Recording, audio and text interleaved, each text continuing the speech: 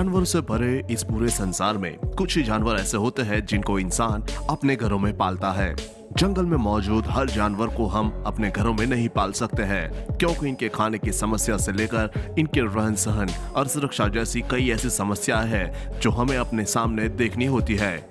वैसे तो सामान्य तौर पर पालतू जानवरों में आपने कुत्ता और बिल्ली जैसे जीव को जरूर देखे होंगे। दुनिया में बहुत से लोग जानवरों को पालना पसंद करते हैं। हालांकि कुछ लोग चीजों को हटकर और थोड़ा मुश्किल तरीके से करना पसंद करते हैं ताकि वे भीड़ से अलग नजर आए। यहाँ तक कि जब यह पालतू जानवरों की बात आती है तो उसमें भी कुछ हटके करना ही पसंद करते हैं। ऐसे में आज हम हमारी इस पोस्ट में आपको रूबरू करवाएंगे कुछ खतरनाक और कुछ असामान्य पालतू जानवरों से जिन्हें देखकर ही आपके रोंगटे खड़े हो जाएंगे। अजगर सांप। इस दुनिया में लोगों के अलग अलग शौक होते हैं। ऐसे ही कुछ शौक है जानवरों को पालना, जैसे कि इंसेक्ट्स को ले लीजिए। यहाँ इंग्लैंड के टैक्सबरी शहर में रहने वाले ये मार्क्स हॉब्स ने 18 फुट का अजगर पाल रखा है। जी हाँ, इस अजगर को हॉब्स प्यार से हैक्सी बुलाते हैं। इतना ही नहीं, हॉब्स ने अपने 3 कमरों वाले घर में अजगर को साथ में ही रखा है।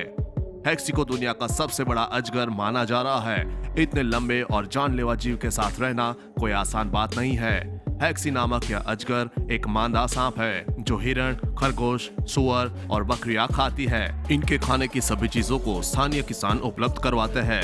वही इस अजगर के मल को एक बड़े बीन बैग में जमा किया जाता है। आईटी कंपनी में काम करने वाले मार्क्स हॉब्स को इस सांप को पालने में हजारों पाउंड खर्च करने पड़ते हैं। यह अजगर इस समय इतना ताकतवर हो गया है कि एक बड़े इंसान को भी चंद मिनटों में चट कर सकता है। लेकिन मार्क्स को अपने हैक्सी पर इतना भरोसा है कि वो किसी को नुकसान नहीं पहुंचाएगी। मार्क्स इस सांप को करीब 8 साल पहले खरीद कर लाए थे। उस समय इसकी साइज महज 8 इंच थी। बीते 8 वर्षों में इस सांप की लंबाई बढ़कर 18 फुट हो गई और वजन करीब 100 किलो हो गया है। वैसे हमें इतना बड़ा अजगर सांप दिख जाए तो हमारे तो पसीने छूट जाएंगे। वैसे आप इस बारे में क्या सोचते हैं? हमें कमेंट बॉक्स में लिखकर जरूर बताइएगा। शेर। क्या जंगल का राजा, खूंखार शिकारी इंसानों का सबसे अच्छा दोस्त हो सकता है? सुनने में तो यह अपने आप में पागलपंती जैसा ही सुनाई देता है, जैसे कि हम खुद ही अपने आप को किसी शिकारी को भोजन बनने का न्योता दे रहे हो। लेकिन ऐसे एक दो नहीं, कई उदाहरण हैं जिन्होंने इसे पालतू बनाकर साबित कर दिखाया है। चाहे वो अमीर शेख हो या लायन विस्पर के नाम से मशहूर केविट रिचर्डसन। लेकिन आज हम आपको ले चलेंगे पड़ोसी देश पाकिस्तान की सरजमी पर, जहां आंकड़ों की माने तो 2 करोड़ की आबादी वाले कराची शहर में ही लगभग 300 शेर मौजूद है, जिन्हें भारी ट्रैफिक, गीच बीच बुनियादी ढांचे और हरियाली की कमी के लिए बदनाम बेहद गर्म शहरों में घरों, बागीचों, छतों पर बने पिंजरों या फार्म हाउस पर रखा गया है।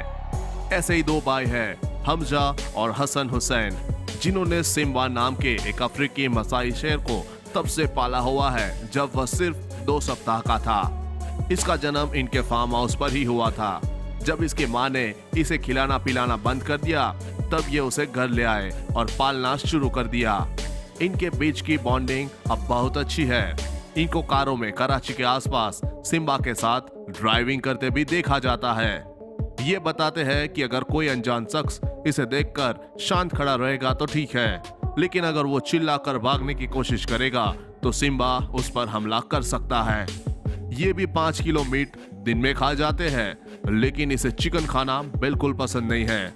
सरकार इन जंगली जानवरों को आयात करने के लिए विशेष परमिट जारी करती है और देश भर में कई अमीर लोग जंगली जानवरों को आयात करके और निजी फार्म में रखने के लिए इन परमिटों का उपयोग करते हैं।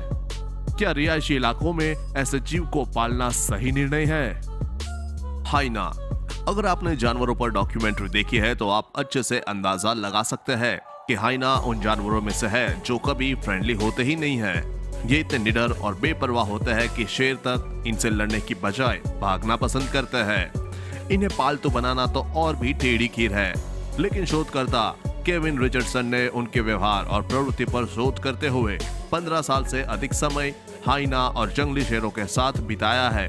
कुछ मामूली खरोंच व चोटों के बावजूद वह हाइना के साथ मजबूत संबंध स्थापित करने में सफल रहे हैं। रिचर्डसन के अनुसार हाइना के समूह ने उन्हें परिवार के रूप में स्वीकार किया क्योंकि वो सही इशारों से ये साबित करने में सफल रहे कि वो ही बॉस है। रिचर्डसन को पता है कि जानवर तब तक इंसानों का सम्मान नहीं करते हैं जब तक कि वे यह नहीं जानते कि कौन मालिक है। इसके अलावा नाइजीरिया में खानाबदोशों का एक समूह है जो कि इन जानवरों को पालतू बनाने में और उन्हें नियंत्रित करने में सक्षम है। वे उन्हें जंजीर से बांध के रखते हैं और सेफ्टी के लिए उनके मुंह पर कपड़ा बांध के रखते हैं और उनका कहना यह है कि यह जानवर इसका आनंद लेते हैं। यहाँ तक कि वे दावा करते हैं कि हाइना अपने ट्रेनर को गले लगाते हैं और तो और कमांड पर बैठते और घूमते भी हैं, जैसे कि पालतू कुत्ते करते हैं। कुछ अमीर नाइजीरियन लोग इन्हें अपने बच्चों के मनोरंजन के लिए खरीद लेते हैं, लेकिन ज्यादातर हाइना का इस्तेमाल उनका खेल दिखाकर पैसे कमाने के लिए किया जाता है। इसमें खतरनाक बबून और सांप भी शामिल होते हैं। इनके बच्चे भी इनसे नहीं डरते और इनके साथ खेलते हैं। भेड़िया। वैसे हॉलीवुड मूवी अल्फा तो आप सभी ने देखी होगी, जिसमें एक भेड़िए और इंसान की दोस्ती का एक नया पहलू दिखाया गया है, जिसमें वो एक दूसरे की मदद अपनी जान पर खेलकर करते हैं। लेकिन मुझे पूरी उम्मीद है कि जब बात हकीकत की आती है तो कहानी कुछ और ही होगी, लेकिन ऐसा नहीं है। रूस के इवान पेशे से एक शिकारी है। एक दिन शिकार के दौरान उन्हें 2 भेड़िए के बच्चे मिले। ये सोचकर कि भेड़ियों के शावक निश्चित रूप से मदद के बिना मर जाएंगे, वो दोनों को घर ले आए। दोनों को एक साथ उनके लिए पालना मुश्किल था और इसलिए शावक ने एक उन्हें अपने दोस्त को दे दिया और एक को पालने का फैसला किया।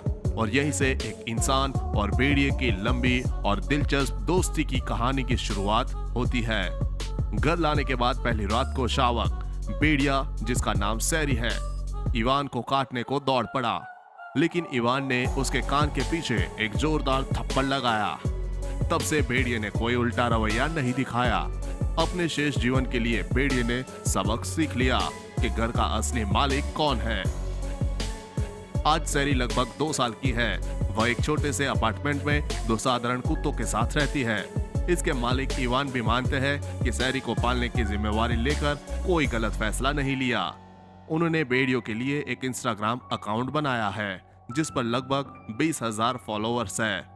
हालांकि वह लोगों को भेड़ियों को पालतू जानवर के रूप में रखने की कभी सलाह नहीं देते, क्योंकि भेड़िए को बाहर रहना ज्यादा पसंद है, इसलिए उन्हें देर तक घुमाना पड़ता है।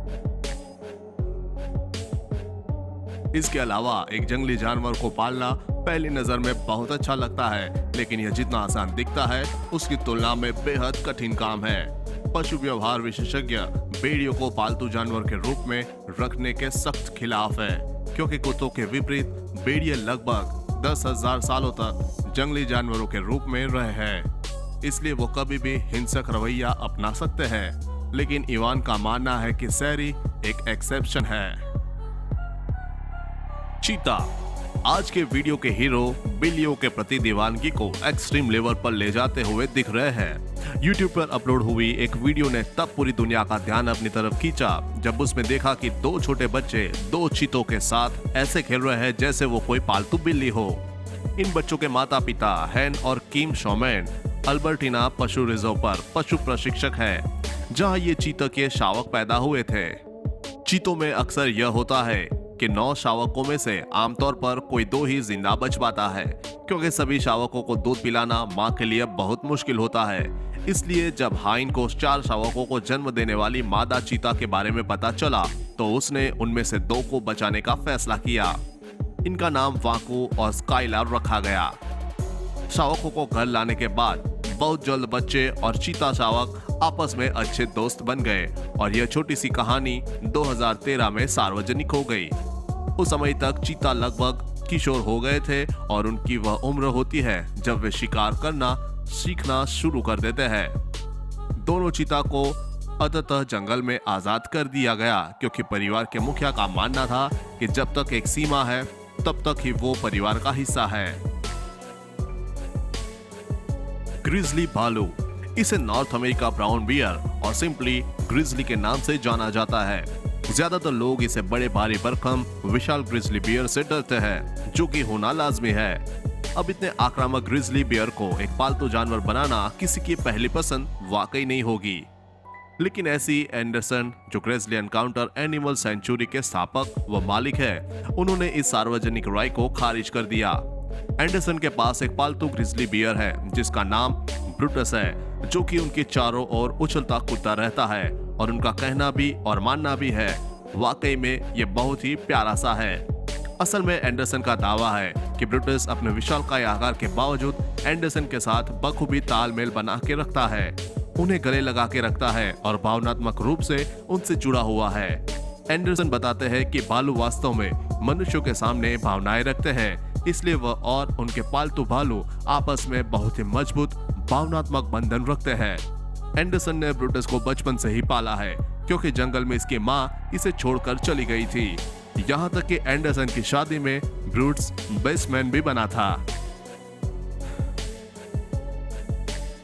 Asian शिपशेयर्ड brass. 82 साल के जापानी स्कूबा डाइवर हिरोयुकी अराकिया की दोस्ती एक ऐसी मछली से है जिसे एशियन शिपशेयर्ड ब्रास के नाम से जाना जाता है।